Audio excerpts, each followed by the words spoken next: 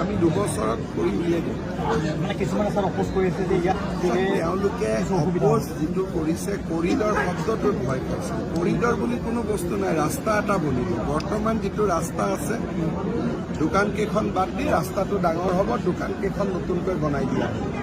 সৰু কথা এটা, মানুহে ভাবিছে কৰিডৰ মানে কিবা অদ্ভুত কিবা এটা বনাব গৈ আছে।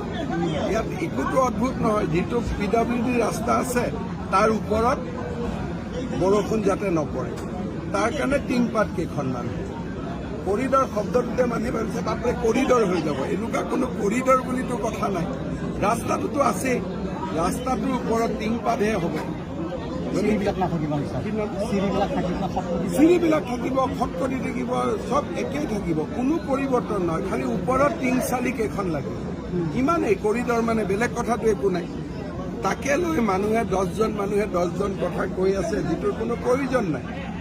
দোকান কেইখন উঠিব, এটা কৰিডৰ বনিব, কৰিডৰতে দোকান কেইখন ধুনীয়াকৈ পকাৰ হৈ যাব, দোকান কেইখন ধুনীয়া লাগিব, ওপৰত টিংপাত লাগিব, ইমানেই কৰিডৰ। কোনো 6-5টা ঘৰ ভাঙিব, তেওঁলোকক ৰাস্তাটো যিখিনি বহল কৰোঁতে মাজত আহে, তেওঁলোকৰ লগত আমি আলোচনা কৰি আছোঁ। ক্ষতিপূৰণ দিয়া হ'ব, তাতে আমি তলত নতুন ঘৰ বনাই দিম, য'ত আমাৰ জাগাখিনি আছে, তলত ফিল্ড আছে, তাতে তেওঁলোকৰ ঘৰ হ'ব আৰু ফিল্ডখন অলপ দূৰত লৈ যাব।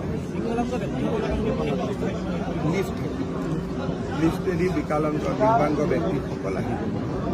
ইয়াতে কৰিডৰ মানে একো কিবা সাংঘাতিক বস্তু এটা নহয়। যেনেকৈ শব্দটো শুনিলে, ইংৰাজী শব্দটো শুনিলে ডাঙৰ লাগে।